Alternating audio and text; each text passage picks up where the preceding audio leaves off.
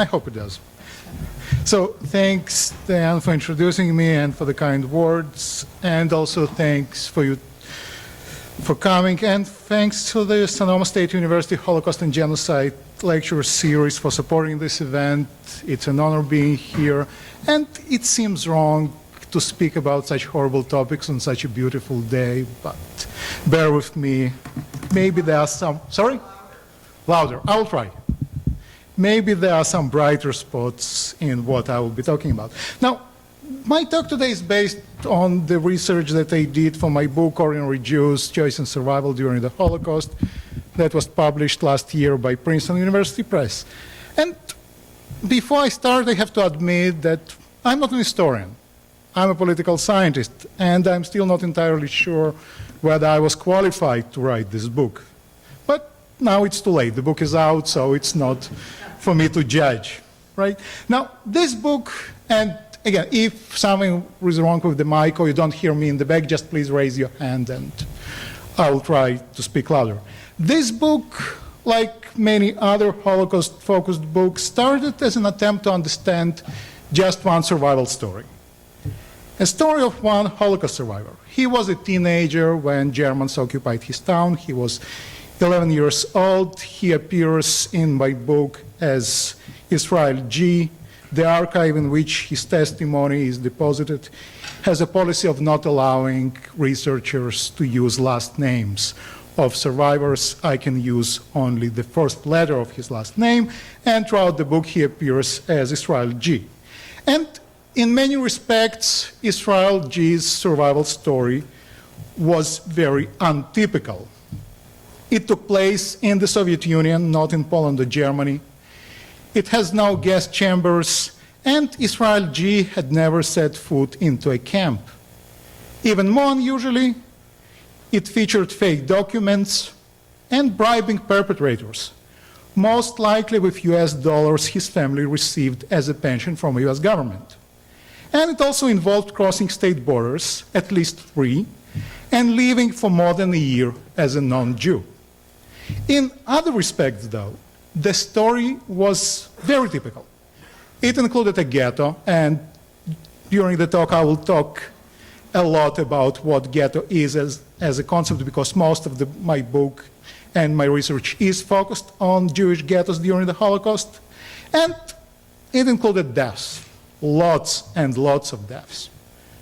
Most importantly, it included Germans killing Jews and Jews trying to survive.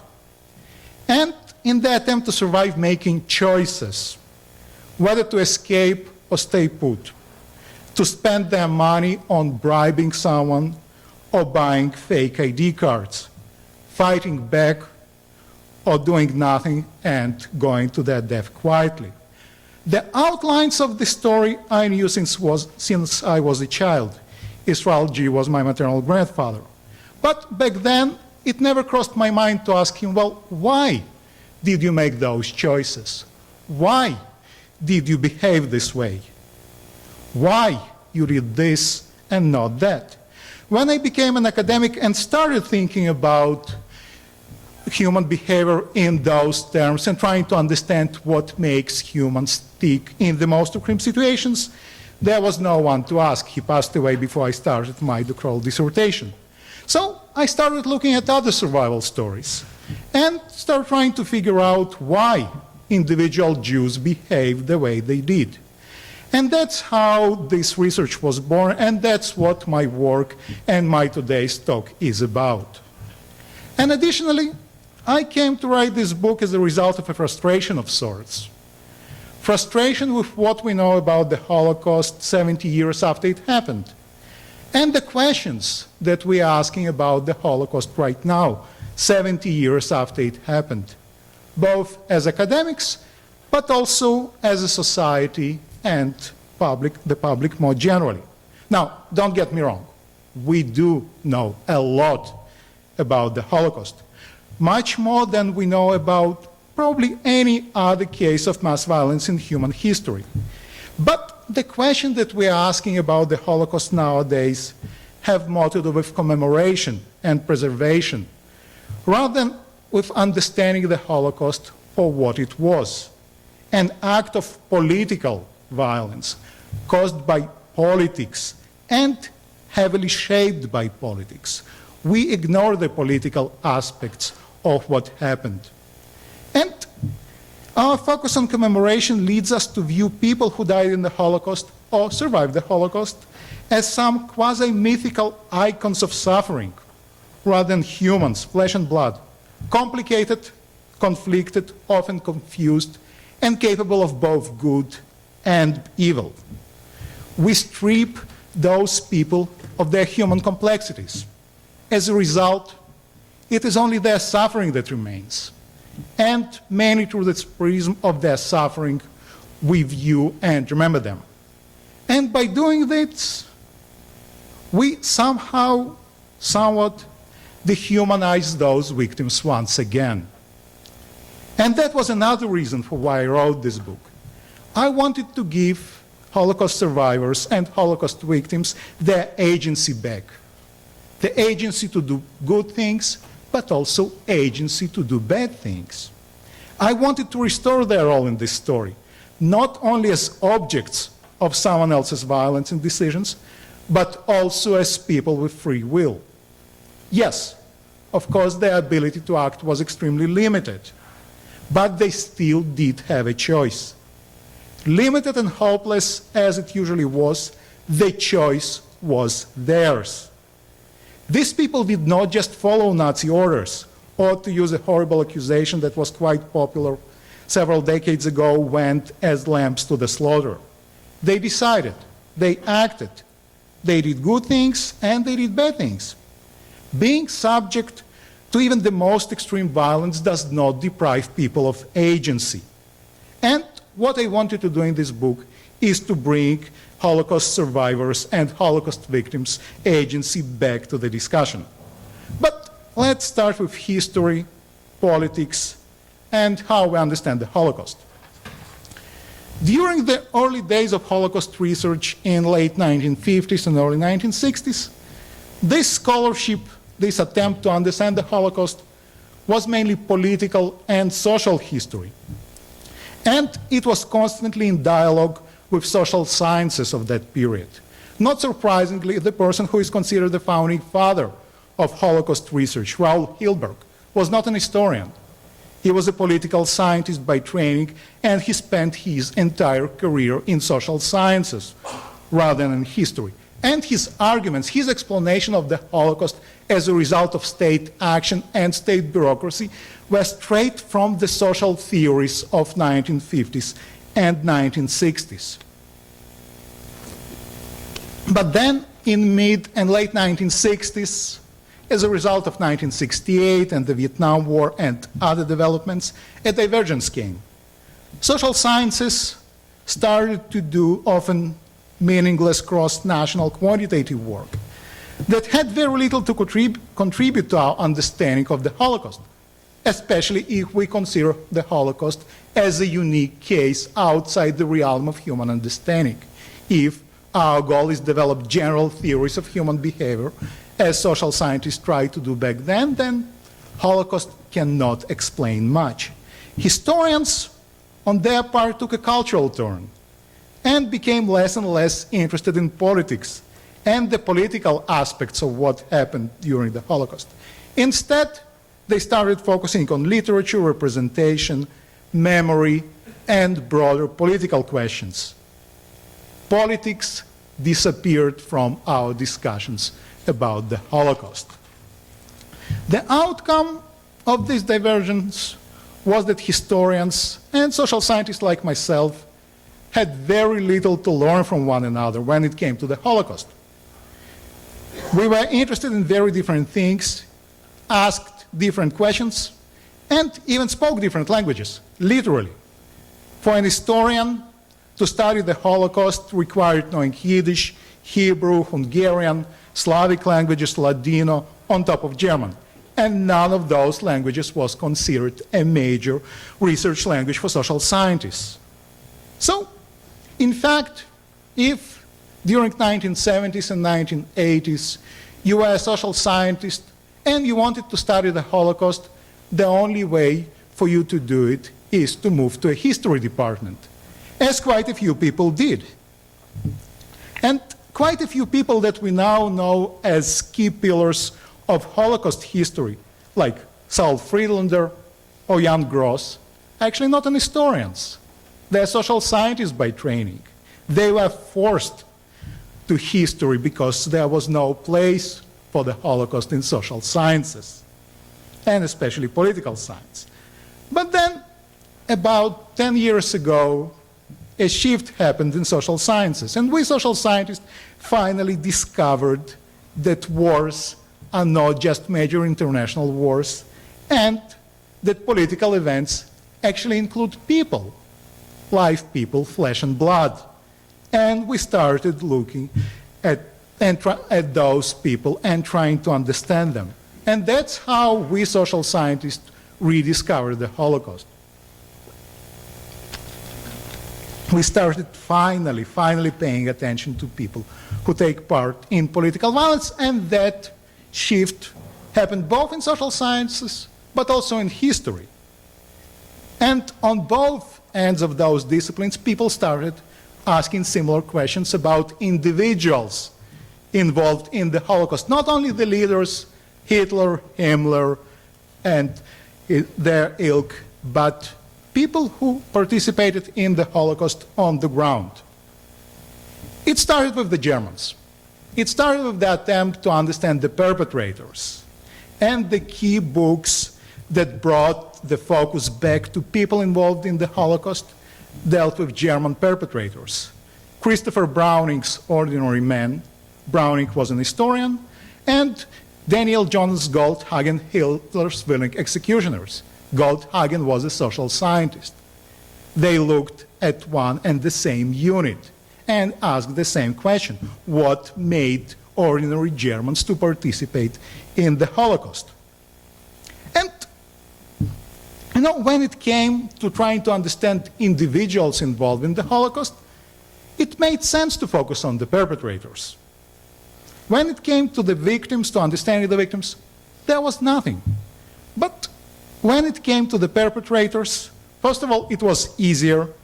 There were tons and tons of documents, almost all of them in one language, and almost all of them concentrated in just one archive in a nice place in Germany, Ludwigsburg. And it was also a real puzzle.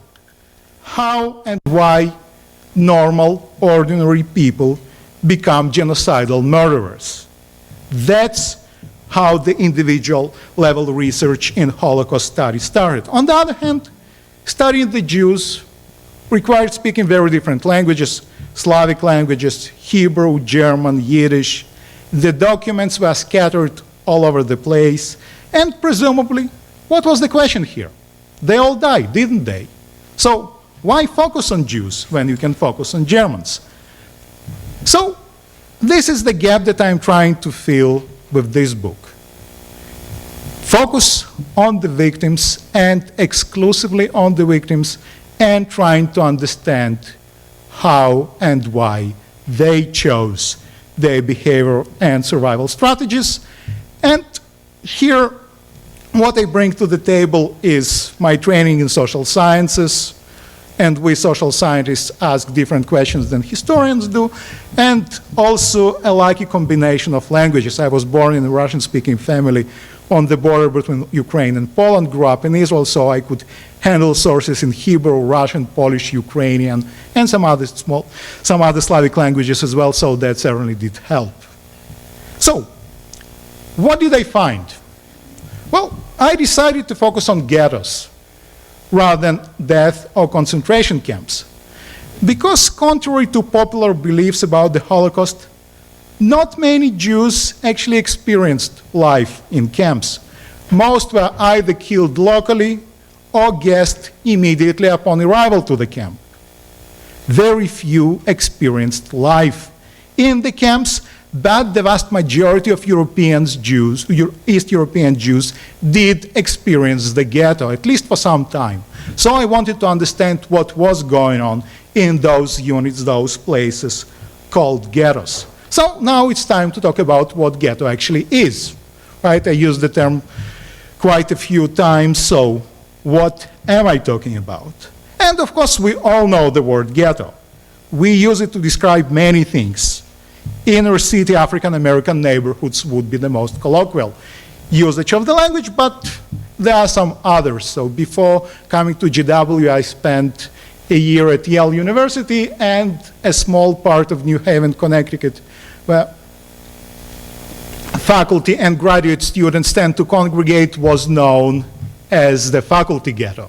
So we use it in many ways, but in the Holocaust context, ghettos were simply areas of towns in which the Jews were forced to live during the German occupation of this place.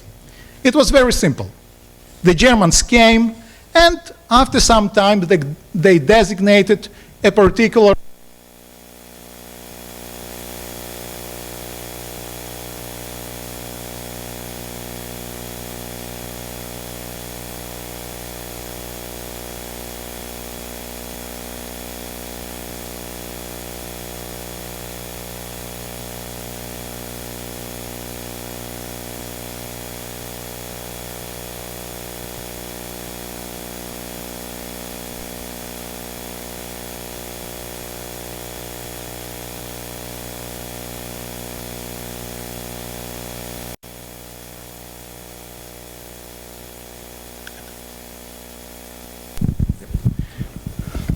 So I hope it, yes, so certainly much better. Okay, so after Germans designated a certain part of a town as a Jewish residential area or a Jewish residential district, all the Jews of the locality were forced to move into this area, and all the Jews were forced to move out. When this movement of people in and out of the area was complete, the Jews settled in this area, and leaving it without permission was strictly forbidden and was usually punished by death or long prison sentences. So first, what I did is a very basic counting exercise. I wanted to know how many of those ghettos existed. And it's mind-blowing that 70 years after the Holocaust, nobody asked this question. Until very recently, we have no idea how many of those ghettos existed throughout Eastern Europe. So first I did a very basic counting exercise and started collecting data on the ghettos that Nazis established in Eastern Europe. Now, we have a pretty strong pre-existing notion, if you read Holocaust literature or watch Holocaust films. We have this notion about how ghettos looked like. Extremely crowded, high walls, barbed wire, starving people dying on the streets. But these perceptions of the ghetto are heavily influenced just by two places, Warsaw and Łódź, the two largest ghettos. And because they were the largest ghettos, that's where most of the memoirs are coming from, and that's where those are the places on which most research is focused. So I wanted to understand how typical those pictures of ghettos were.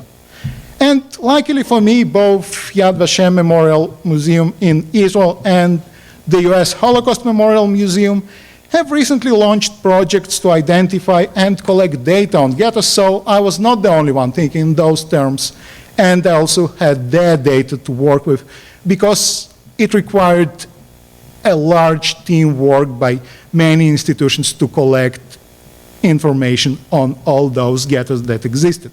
So here in my book, I focus only on ghettos established by the Nazis in Poland, Soviet Union, and the Baltic states. Hungary and Romania, Nazi allies, also established their own ghettos, but I do not look at those because the dynamics of the Holocaust in Hungary and Romania were quite different, and I also exclude two other ghettos that the Germans established. Terezin or Theresienstadt, a famous ghetto in what is now the Czech Republic, and also the ghetto of Salonika in Greece. There was a tiny ghetto in Shanghai established by the Japanese for German Jews who escaped to China. I don't count it as well. So the results were quite interesting. What did I find? Can we please have the screen? Thank you.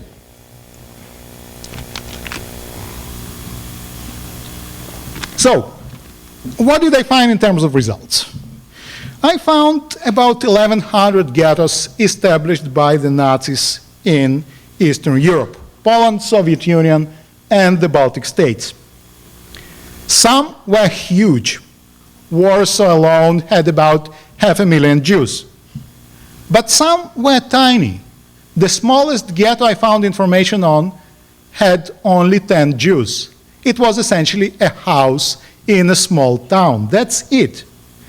They were spread all over Eastern Europe. Some were just 100 miles east of Berlin. Some were in North Caucasus, near what is now Chechnya. Most, as you see here on the screen, almost 700 were in Poland. That's not surprising. We knew that Poland was the main killing field of the Holocaust. What is surprising, though, is the large number of ghettos in the Soviet Union. And here I look at pre-World War II borders. For 2 years during the war, from 1939 until mid-1941, Soviet Union occupied about half of Poland. I will talk about that a bit later.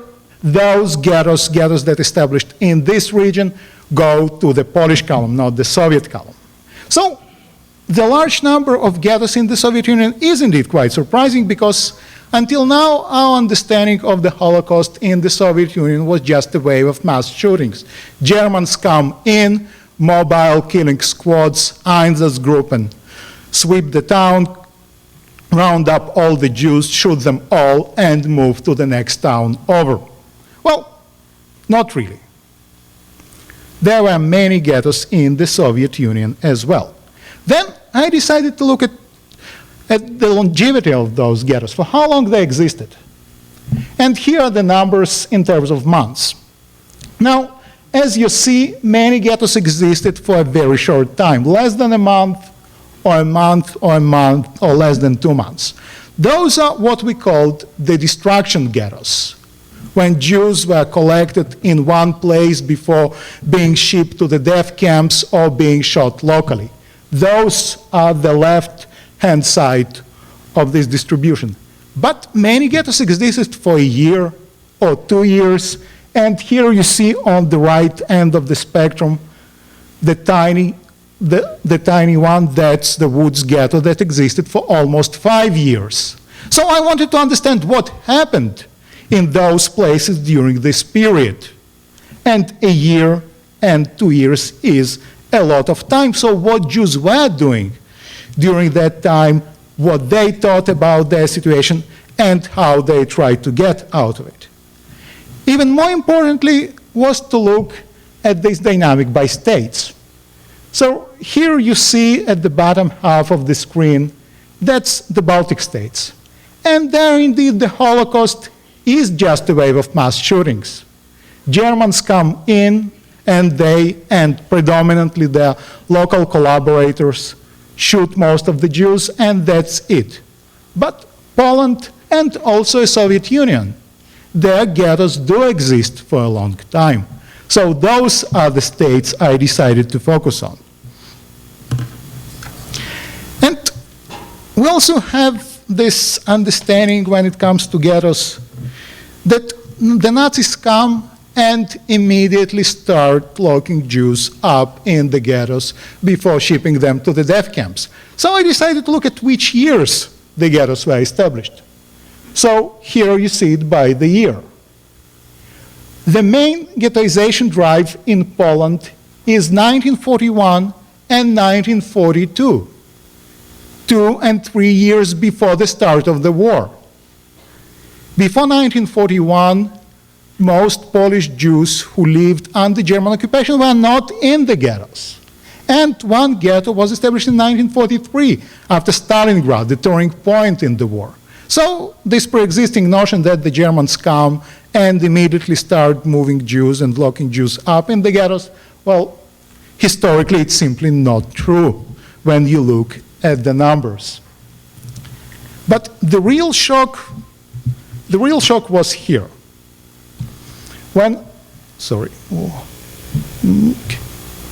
The real shock was here. When I wanted to see what barriers those ghettos had. And again, we have, when we think about the ghettos and when we watch Holocaust films or read Holocaust literature, we have a pre-existing notion of the ghetto being surrounded by a high wall, barbed wire, nobody can get in, nobody can get out. That's how Warsaw Ghetto looked like. But Warsaw Ghetto was an outlier. So I decided to look where the ghettos had or did not have physical barriers around them. And closed ghettos, there are ghettos that did have a barrier, but almost none of them were walls. Most of them were just barbed wires or pretty low fences. And about half of the ghettos were open ghettos, meaning there was no barrier whatsoever that prevented people from moving in and out or escaping. And those numbers also overcount the number of closed ghettos. Because if the ghetto existed for 2 years and the Nazis put up a barbed wire only a week before shipping Jews to the camps, I would count it as a closed ghetto. The vast majority of ghettos in which the Jews live, often for years, had no physical barrier that prevented them from escaping. So I wanted to understand why they did not escape. What happened in those places? That's what was driving me when I was working on my book. I wanted to understand how they behaved, what they did, and which choices they made, and how they thought about survival, and how they tried to ensure their survival. Could you please close the screen? And the key underlying argument of my book is that for Jews during the Holocaust, there was a choice to be made. And that's why the subtitle of the book is Choice and Survival. It was limited, it was often horrifying and desperate, but it was a choice nonetheless. The Germans did not succeed in depriving Jews of their basic humanity, and with humanity also comes the ability to make choices. Right choices, wrong choices, good choices, bad choices. And the best evidence that choices indeed were made is the basic fact that not everyone behaved the same. People did decide how to behave and did make choices. What I wanted to understand is whether those choices were random or whether there are some general patterns that were guiding behavior. That's what I decided to focus. And after looking at about 500 testimonies, I came up with a typology of choices and behaviors that people could make during the Holocaust.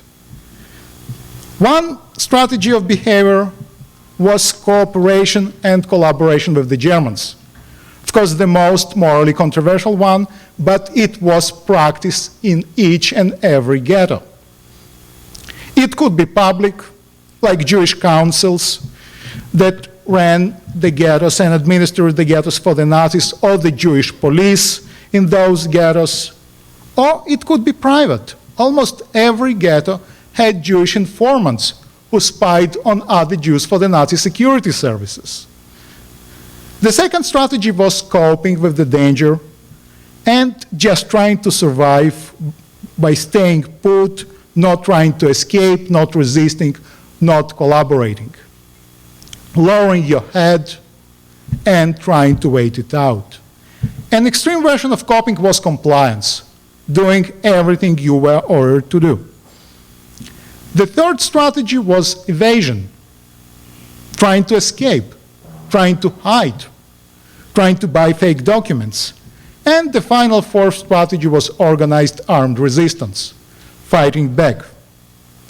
Now, instead of looking at the Holocaust as a whole, or focusing on just one place, as historians usually do, what I do in my work is to compare 3 different cities: Minsk, Krakow, and Białystok.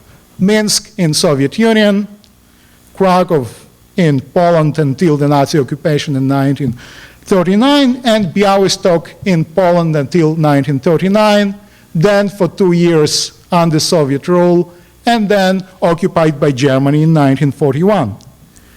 Why these three cities? Well, they were very similar in many respects. They were similar in the size of the Jewish community. They were similar in percentage of the Jewish population within the larger city. The Nazi policies in each city were quite similar. All were major German administrative centers. All were closed ghettos. What they differed though, is how Jews behaved in those ghettos. About 50,000, and I repeat, 15,000 Jews escaped the Minsk ghetto. That's a huge number. More than half of them survived. Hundreds, we don't know how many, but probably more than 1,000 escaped or tried to escape the Krakow ghetto. Almost no one escaped the Bialystok ghetto. The number of people who tried to escape can be probably counted on one hand. Bialystok ghetto, on the other hand, had very little collaboration with the Germans. And the ghetto was pretty orderly and well organized. As long as the ghetto existed, life was pretty reasonable there. Nobody died of hunger. Nobody died of epidemics. There was public order. There was provision of goods. As long as the ghetto existed, life was tolerable in the Bialystok ghetto. Minsk and Krakow ghettos, on the other hand, were absolutely disorganized, desperate, and had a lot of collaboration, both public collaboration and private collaboration. All three ghettos had Jewish resistance, but only one ghetto, the ghetto of Bialystok, rebelled. And the rebellion was quite substantial. It took Nazis, air force, and tanks to put it down. In Minsk and Krakow, despite having Jewish resistance organization, there was no rebellion. So I tried to understand why people who belong to the same ethnic group, speak the same religion, speak same or similar languages, and live for quite a long time in the same states, why they behave so differently. And when I started reading the testimonies, I realized that how Jews behaved in those ghettos had very little to do with what the Nazis did, and everything to do with the regime under which they lived before the war. So could you please turn the screen on? Thank you. So I had to go back to the early World War II period. Now, that's how the map of Europe looked like between 1939, September 1939, and June 1941. Germany invades Poland from the west and occupies the western and southern part of the country, and Krakow is under German occupation since 1939. Soviet Union invades Poland from the east on September 17, 1939, and occupies the eastern part of the country. So Bialystok, which was Polish in Poland before the war, and Minsk, which was Soviet since 1920s, are in the same state. So when World War II begins, Bialystok and Minsk are under the same rule. Krakow is under the German rule. But Bialystok and Minsk, and you see how close they are geographically. People in those two ghettos behave very differently. And if anything, the Soviet Jews of Minsk much closer in their behavior to the Polish Jews of Krakow than both of them to the Jews of Bialystok. So I had to go back in time to the interwar period. And that's the interwar period. Krakow and Bialystok are part of interwar Poland, and Minsk in the Soviet Union. But still, there are huge differences in how Jews in Krakow and Bialystok behave, even though before the war they were in the same state, subject to the same policies, and presumably spoke the same language. And Krakow and Minsk are very similar to one another in terms of Jewish behavior, so interwar politics also could not give me the answer. So I had to go back to the pre-World War I period. And that's how the map of Europe in that region looked before 1914. Krakow in Austro-Hungary, Bialystok and Minsk in the Russian Empire. So you see there are overlapping legacies of states. Bialystok and Minsk occasionally find themselves under the same rule, and then Bialystok and Krakow. But still, there are huge differences between Bialystok and Krakow, or Minsk and Krakow. And Minsk and Krakow that were never under the same rule, their Jews behave in very different ways. So, what can we make out of it?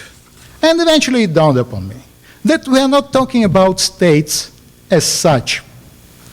We are talking about overlapping legacies of different policies that states enact. It's not about this or that state. It's not about Poland or Austro-Hungary or the Soviet Union. It's about how those states treated the Jews and which policies they enacted. And many of those policies that were enacted before Hitler was even born affected how Jews behaved during World War II and had more impact on how Jews behave than what the Nazis did on the ground. So, if it's not states but policies, what kind of policies am I talking about? And here I came to realize that several policies determined how Jews behaved.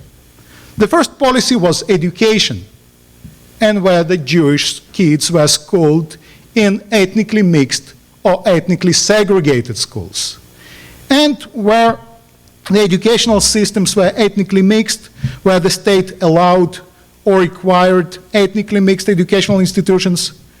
Jews could speak the language of the majority, knew the culture of the majority, and also had non-Jewish classmates, non-Jewish teachers, non-Jewish principals, or even non-Jewish school janitors to whom they could turn for help when needed.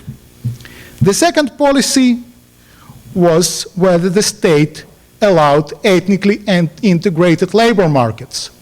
And where labor markets and the economy were ethnically integrated, then Jews had non-Jewish co-workers, non-Jewish patrons, non-Jewish bank tellers whom they knew, and once again, when needed, could ask for help. Where educational system and labor markets were ethnically segregated, Jews did not know those non-Jews who could potentially help them. The third policy was the state's attitude towards Jewish political activism, and whether the state allowed or restricted ethnically mixed political parties. And having ethnically mixed political parties created a pool of people, political activists, who are willing to help the Jews they knew from political work. It also created a pool of local level elites who viewed Jews as their constituency, and often took great personal risks to help Jews they knew from before the war. Where politics was ethnically segregated, where political competition was along ethnic lines rather than ideological lines, local elites viewed Jews as hostile political competitors rather than constituency, and they did not try to help the Jews. And finally, the viability of Jewish resistance, I found, was determined by how states repressed political activism before World War II. Where state repression was selective, meaning people were punished because of what they did rather than because of who they were, Jewish organized resistance was much more likely to put a sustained fight than in places where there was no repression at all, or where the repression was indiscriminate. Now, when we look at those maps, Austro-Hungarian Empire and the Soviet Union promoted the integration of Jews into the larger society, not because they were liberal or pro-Jewish, God forbid, especially the Soviet Union, but it didn't matter. What mattered was the outcome rather than the intention. The Russian Empire and the interwar Polish state did nothing to promote Jewish integration into the larger society. So the Austro-Hungarian policies that started in 1850s, again, before Hitler was even born, had a huge impact on how Jews in Krakow behaved 70 years later. Krakow, as I said, experienced, by the way, can you please turn the screen off? Thank you. Krakow was a part of the Austro-Hungarian Empire that integrated the Jews into the larger society. Even though Krakow was a part of a Polish state between the wars, and Polish state did not try to integrate the Jews, the processes that started before World War I under the Austro-Hungarian Empire could not be reversed. They continued even though the Polish state did nothing to promote the integration of the Jews. In Minsk, just 20 years of a quite brutal but also very efficient Soviet social engineering completely reversed the hundreds of years of Russian state's exclusionary policy. Minsk Jews, if anything, were more integrated into the Soviet society than the Krakow Jews were integrated into the Polish society. However, the flip side of integration was that the organized Jewish community was non-existent in Minsk and very weak in Krakow. Białystok, on the other hand, was part of the Russian Empire and then of the interwar Polish state, and neither promoted the integration of Jews into the larger society. There in Białystok, the Jews did not speak Polish, the relations with non-Jews were extremely hostile, the labor markets and the educational system were ethnically segregated, but the Jewish community was very strong and very well organized. And what this combination led to during the Holocaust was this: collaboration, especially private collaboration. Jewish informers who spied on other Jews for the Nazis, or corrupt Jewish police, or corrupt Jewish council members. It was extremely limited, close to non-existent in Białystok, because the community was strong and community could police its own member and prevent such collaboration and defections. They could neutralize those people when they appeared on the scene and did it quite efficiently. When, during a large-scale deportation from the Białystok ghetto to the Treblinka death camp, the Nazis wanted the Jewish police of Białystok ghetto to round up the Jews and bring them to the trains who would take them to the death camps. The Jewish police refused. They told the Germans, you want the Jews, you do the dirty work yourself. We are not harming our community. And in Holocaust terms, it's almost unprecedented when the Jewish police refuses German orders. And indeed, in Białystok, the Germans had to do all the dirty work themselves. In Minsk and Krakow, on the other hand, because the community was weak and could not police its own members, collaboration with the Nazis was rampant. There were dozens, if not hundreds, of people who spied on other Jews for the German security services, and in both ghettos, those collaborators eventually took over the Jewish councils and became in charge of those ghettos because the community was too weak to crack down on those people. Coping inside the ghetto, as long as the ghetto existed, was also much more organized and easier in Białystok.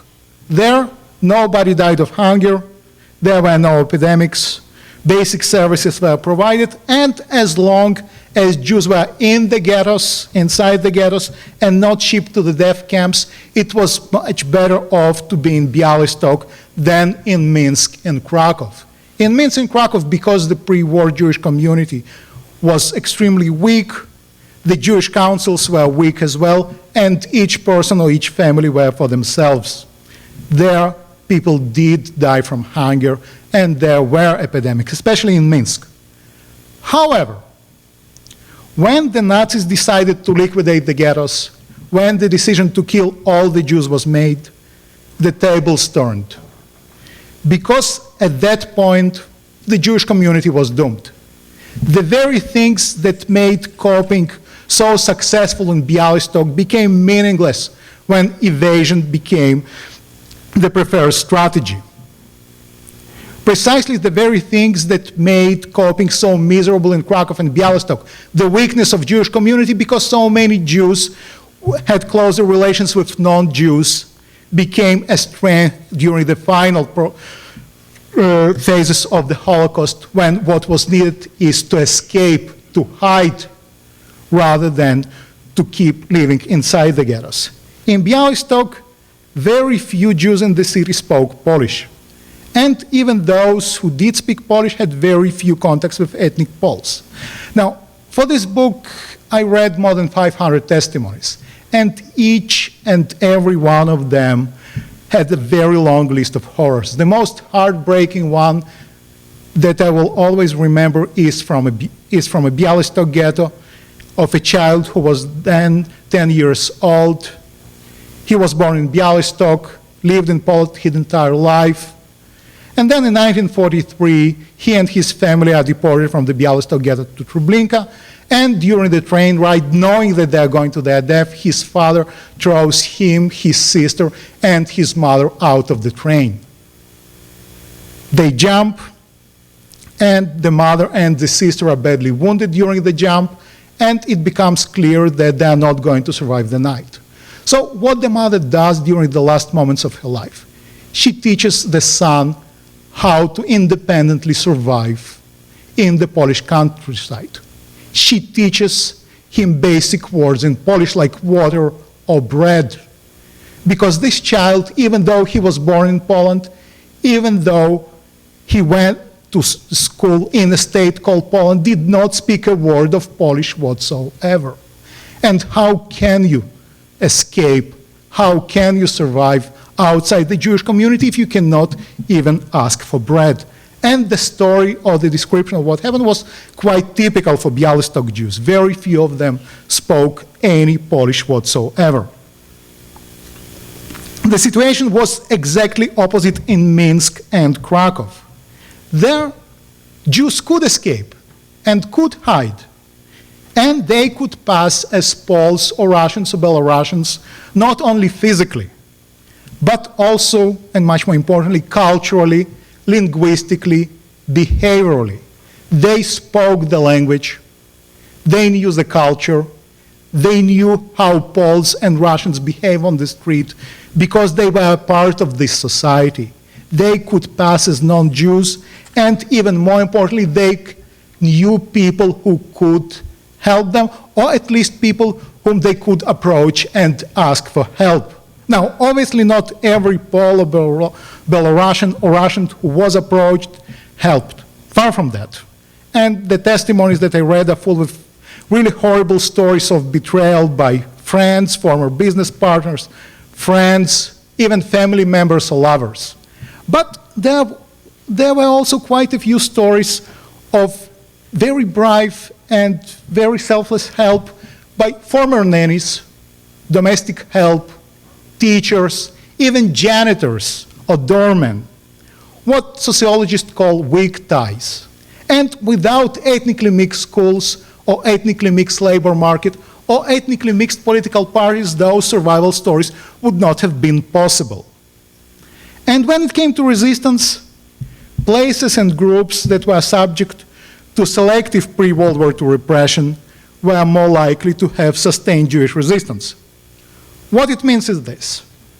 When pre-World War II governments targeted Jewish political organizations or organizations in which Jews were active, this selective repression forced people either to abandon political activism or to go underground.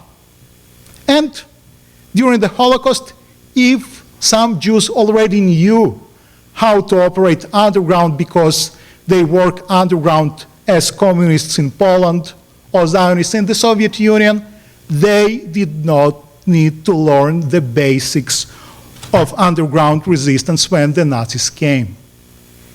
If Jews did not have this pre-war resistance experience, even when they tried to learn it during the Holocaust, it was already too late, because learning this stuff takes time. In Poland, the Communist Party, in which quite a few Jews was active, was banned. And that meant that many Polish Jews were in the underground, or at least experienced some underground work under the Polish regime, which was not nearly as brutal as the Nazis. When Soviet Union occupied Eastern Poland in 1939 for 2 years, one of the first things they did is to ban all Zionist organizations. So Zionist youth movements go underground in Eastern Poland under the Soviets. When the Nazis come, both the Jewish communists in Poland and the Zionists in the Soviet Union already have experience in what it takes to forge documents, to keep secrets, to smuggle weapons. They have the toolkit. They know the rules. Zionists in Poland, on the other hand, or communists in the Soviet Union, know nothing about underground work. And when they try to learn, they almost immediately exposed by the Nazi security services and killed. So, when we look at Białystok, that's exactly the place where Jewish communists went underground under the Polish rule, and Zionists went underground under the Soviets. This city has the most successful Jewish resistance among the three, because people who want to resist the Nazis already know how to do it. They don't have to learn the basics. And the Białystok Ghetto rebels. And it's quite substantial rebellion that requires the Nazi security services to use air force and tanks to put down. Zionists in Krakow, on the other hand, those who come from the same organizations and the same background as Zionists in Białystok, they did not experience Soviet rule. They were immediately occupied by the Nazis immediately in 1939. When they try to organize for resistance, it's already too late. And for Krakow, we actually have pretty good evidence about what they did, including evidence from World War II. When they were caught, they wrote a semi-official history of the Jewish resistance in the prison, and it miraculously survived. And when I first started reading this history of how the leaders of the resistance organization tried to organize their movement, my first thought was, oh boy, that stuff will get you killed. And lo and behold, it did get them killed, because it was mind-blowing, because they had no idea what to do. Everything they knew about resistance was from books. And people who belong to the same Zionist movement in Białystok, well, they already tried it before the Nazis came.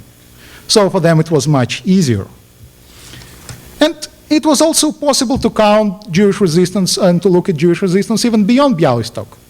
You know, when we think about Jewish resistance and uprisings in the ghettos, the first thing that comes to our mind is the Warsaw Ghetto uprising. That's the largest, the most important. But the truth is that Warsaw is once again an outlier. In the region in which Warsaw was, the part of Poland that was occupied by Germany in 1939, only 4 ghettos rebelled. That's 1%. In pre-World War II Soviet Union, 3 ghettos rebelled, then less than 1%. In Eastern Poland, the region in which both the Jewish communists under the Polish rule and the Zionists under the 2 years of Soviet rule knew how to operate in the underground, 7% of the ghettos have an open armed rebellion against the Nazis. And when you think about the power differentials between the Jews and the German state, 7% rebellion, 7% rate of rebellion, it's a very large number. And we also know who rebelled. We know where rebellions happened. Rebellion happened in places that had more Zionists and more communists. There is a direct statistical link between communism, Zionism being in Eastern Poland, and rebellion. Now, the factors that shape Jewish behavior across ghettos also shape Jewish behavior within each of the 3 ghettos I'm talking about. In all 3 ghettos, initially, almost everyone chooses coping. Resistance, collaboration, or evasion are very rarely the first choice. But as it becomes increasingly clear that just trying to cope, just trying to survive within the ghettos is not going to bring about survival, then we see a spike in evasion in Krakow, in Minsk. People start escaping the ghettos in large numbers. Those who can escape almost always does. And we know who escapes in those ghettos. Those who went to mixed schools, those who had non-Polish friends, those who could speak Polish or Russian. In Białystok, almost no one escapes because nobody speaks Polish, because nobody has non-Jewish friends. And when the final deportation order comes, the Białystok Jewish community, by that time 35,000 people, simply get up and go through the trains that would take them to Treblinka, knowing perfectly well what Treblinka means. Because from their perspective, the evasion option is closed. They would not survive outside the ghetto and outside the Jewish community. Now, the final thing that I want to say about the three ghettos is that only a tiny majority of Jews chose resistance to the Nazis or cooperation with the Nazis. And we tend to think about resistance to the Nazis and cooperation with the Nazis or collaboration with the Nazis as opposite ends of the spectrum. Those who resisted are the ultimate good guys. Those who cooperated with the Nazis are the ultimate bad guys. What I found, though, is that actually the two groups, the resistors and the collaborators or cooperators, were not that different in terms of their sociological profile, in terms of their origin, in terms of their life experience and desires. Neither resistors nor cooperators did what they did to improve their survival chances. They knew that it's an extremely risky behavior, and they knew that both resistance and cooperation will likely get them killed. So why did they resist and cooperate? Well, they did this to help the community, not to help themselves. What the resistors and collaborators shared was a history of political activism before the Holocaust. These were people who, even before the war, spent their time trying to help their community or to promote an ideology. In other words, to achieve a common, not private good. They knew how to do it, and they also had connections to other people with the same desires. So what was the difference between those who resisted and those who collaborated? It was simply age, a random factor. Resistors tended to be younger political activists. Cooperators tended to be the older generation of the same political activism, often coming from the very same family. It was, once again, a random factor that turned political activists into either resistors or collaborators. Had the Holocaust happened 20 years earlier, those whom we now condemn for their cooperation with the Nazis, well, they would have likely been the resistors. Had it happened 20 years later, those who we praise as resistors, most likely they would have been the collaborators. So, if we want to really understand Jewish behavior during the Holocaust, all aspects of it, we need to take pre-World War II politics very, very seriously, because I strongly believe that the explanation is there. Now, some final thoughts about what it means in the broader context. My book focused on the Holocaust, but there is growing evidence that similar processes that I described for the Holocaust also affect behavior during other instances of genocide. Rwanda, Bosnia, even civilians' behavior under ISIS. And what it means is this. In an ideal world, we would not have genocides and mass violence at all. But that ideal goal will likely never be achieved. No matter how much we try, we will never be able to stop genocides and mass violence from happening. But that doesn't mean that even after genocides begin, we are powerless. It's possible to help victims to help themselves. Even if we cannot stop genocides, we can predict which people will be more likely to escape and will be more successful at escaping. And we can also predict at which places local resistance to genocide might be more successful. And this is precisely where we, you, me, the so-called bystanders, play a crucial role. Perpetrators and victims have choices to make, but so do we.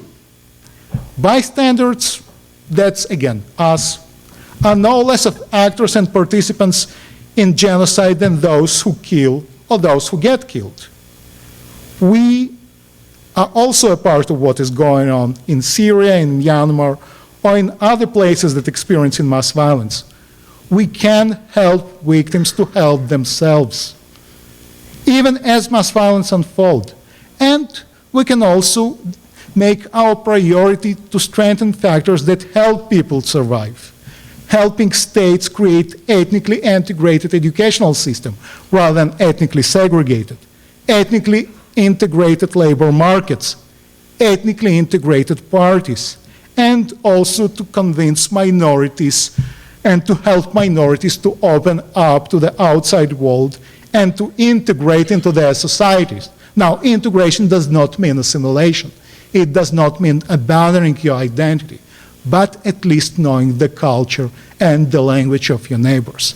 That's what minorities owe to themselves, and that's what we should help them to achieve. Several years ago, Ben Valentino, a prominent scholar of genocide at Dartmouth College, made quite a provocative argument about US attempts to stop genocides and to intervene on ongoing genocides. He talked about Kosovo, he talked about Libya, and what he argued, and it became quite an important argument in the city I come from, was that those interventions, they fail. They are not achieving the intended results. They are very costly. They often kill the very civilians we wish to save. They often empower the bad guys. They damage our relations with other powers, and they put our own citizens in harm's way if we try to use our military to intervene in genocides. Instead, he argued, if we are serious about saving lives, we should look elsewhere. Instead of military interventions and instead of trying to stop genocides, we should focus on other things, like public health initiatives in the developing world, natural disaster relief, and helping refugees. That, of course, was before Trump. But it does not have to be either military intervention or health or public health elsewhere. We do have the ability to help people targeted by mass violence to help themselves. And to do it or not to do it is our choice. That's the choice that we make. Because not only victims or perpetrators make choices. For us, as we look at mass violence and genocide around the globe, to see or not to see, or see and ignore, is again a choice that we make. And if we do make this choice, we also should be ready to face responsibility for it, because 10, 20, 50 years from now, we will have to eventually deal with the consequences of the choices we make. Thank you.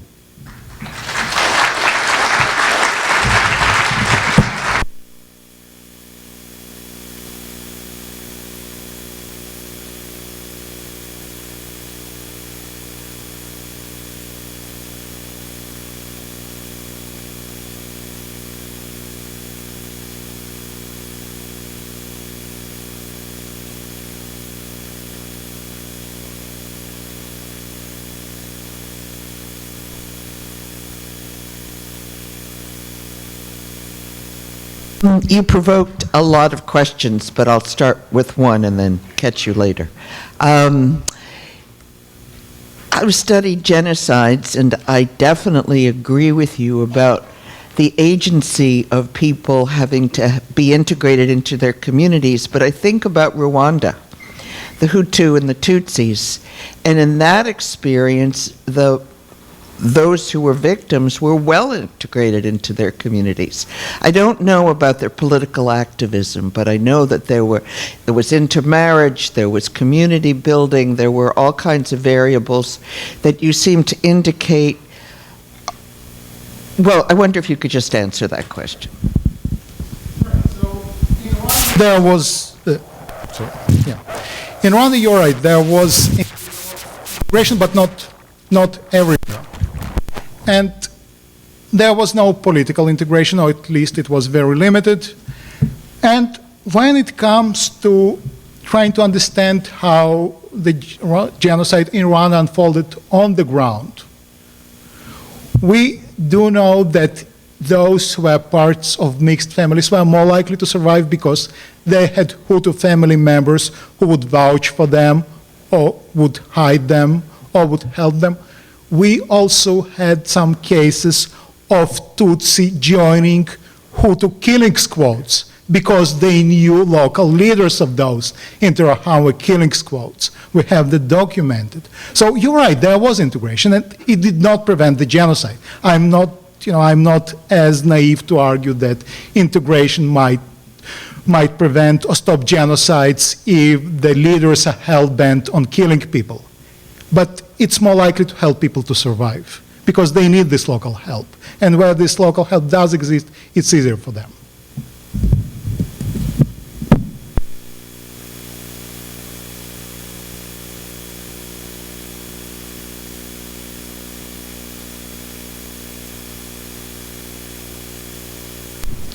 How were you able to determine which ghettos were closed and which ones were opened?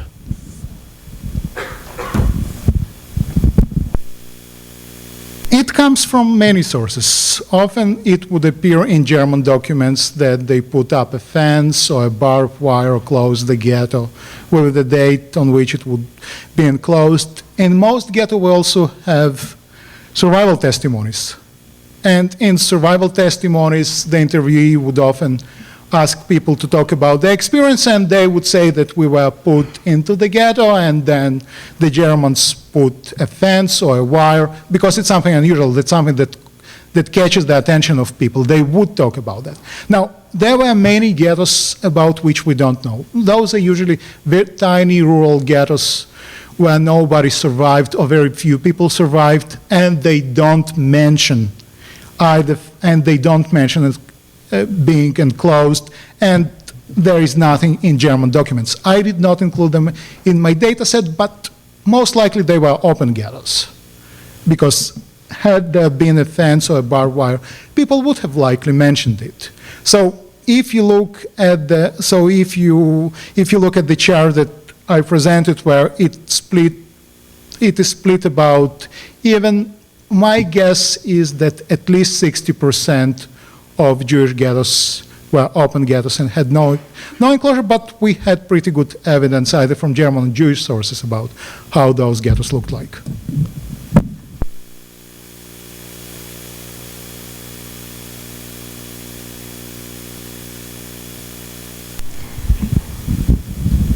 In Israel,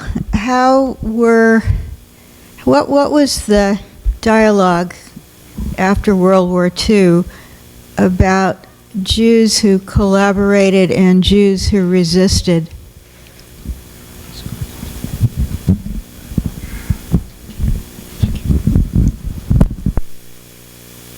Yeah, it works. That's a wonderful question, and I think I will need another lecture to cover it all. But it is a wonderful topic. It is a very important question, how those were dealt with. Well, of course, the resistors were praised. They tend to be presented as role models for everyone else. Now, if you look at when Israel commemorates the Holocaust Day, not with the rest of the world, but in April, and it tied to the date of the Warsaw Ghetto Uprising. The initial official name of the Holocaust Commemoration Day at the Yad Vashem was Holocaust Martyrs and Heroes Museum, and Heroes Commemoration Day, and we know who those heroes are, the resistors. It also helped that the majority of them came from Zionist organizations. Those who came from non-Zionist organizations were pushed aside and forgotten and ignored for years, like Marek Edelman in Warsaw, who happened to be a Bundist rather than a Zionist. Cities or kibbutzim were named after those people. So they were the heroes. They were the good. Well, yeah, the good guys is probably it's probably too strong of a word, but when it came to the Holocaust, the Israeli society wanted to forget or ignore unless those were people who resisted. When it came to collaborators, it was a very uneasy decision to make. And here again, the choice was either to forget or to do something about that, and many were put on trial. Remember, the Israeli law, that according to which Nazi collaborators are tried, was meant initially not to put Eichmann on trial. It was meant to put the Jewish collaborators on trial, and dozens were put on trial. Most received suspended sentences. I think one or two went to jail, but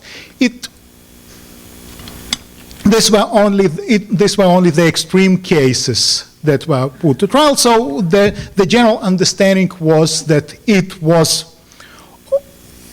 permissible. It was understandable to be a collaborator. The question is how you behaved and whether you used force outside of what was necessary. So if you were a capo in a camp or a Jewish policeman beating Jews when you were given order by Germans or when Germans were present, it was permissible. It was understood. It did not violate the community rules. Those who were put on trial were those who used force outside those boundaries. Those who beat up and used Jews or used force when no Germans were present or when the circumstances did not require it. And those people were indeed put on trial. For many years, the proceedings were classified. The state did start to declassify some of those proceedings very recently. There is some literature coming out of Israel, mainly in Hebrew, about those trials, but it's only the beginning. For the vast majority of cases, only what we know is the judge's decision and the sentence, not what was going on during the proceedings, or even more importantly, even more interestingly, during the police interrogation. And the vast majority of it, my understanding, is still under seal in state archives.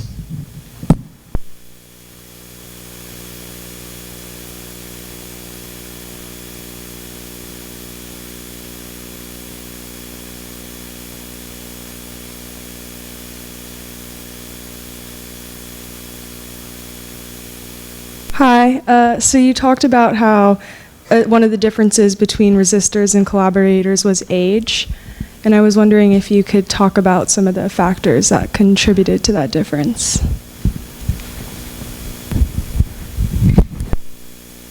So first of all, and you will discover that in 20 years, older people tend to be more cautious.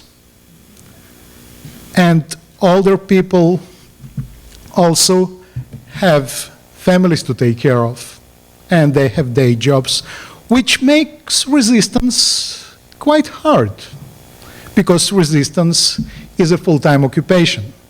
So there are several factors that go into that.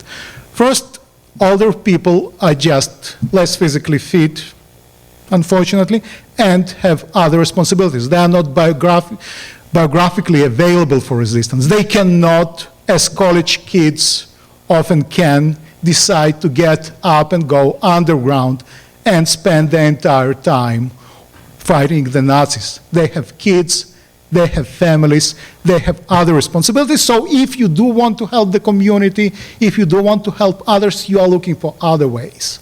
And public work, joining the Jewish Council or other public activities that by definition require working with the Germans becomes more attractive.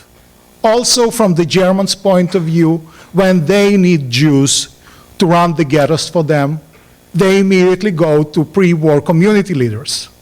those who are local leaders of different parties or people prominent with in the community, and politically and prominent people at that time tended to be also politically active. So the older generation, many of them were simply appointed to their roles of collaborators. And since resistance is almost never the first choice, it came only after the younger people became disillusioned with the results that their parents or uncles or just the older generation are able to achieve. They saw that collaboration is not working.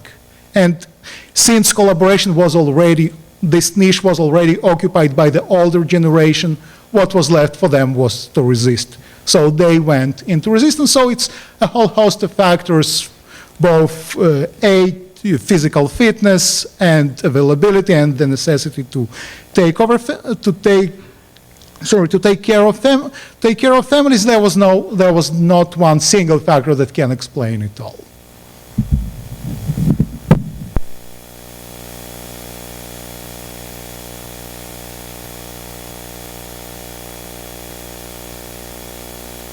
In your research, what have you found out about why the Jews of Bialystok were so much more ostracized and persecuted than the Jews of the other two examples that you cite?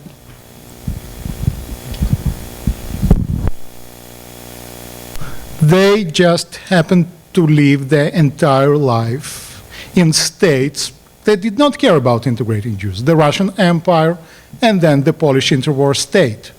And each state had a policy of not integrating the Jews. So it wasn't about them. It was about the state they happened to live in.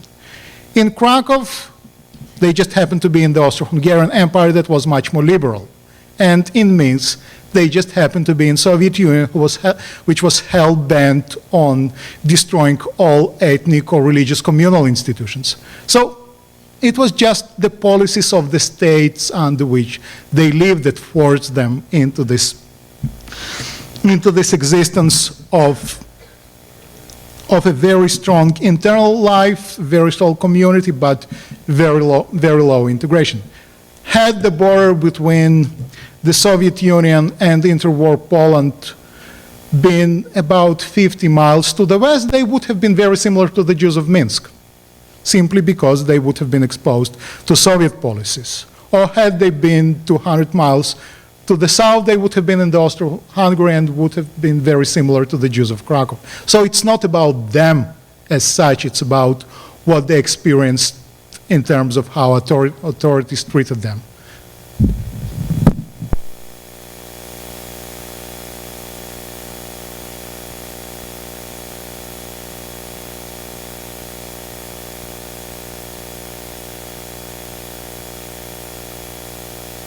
Is it turned on? When I studied here, I very much valued the study of Hitler's Willing Executioners by Goldhagen. I was wondering if that work played any role whatsoever relative to the exploration of the topic you discussed in Ordinary Jews.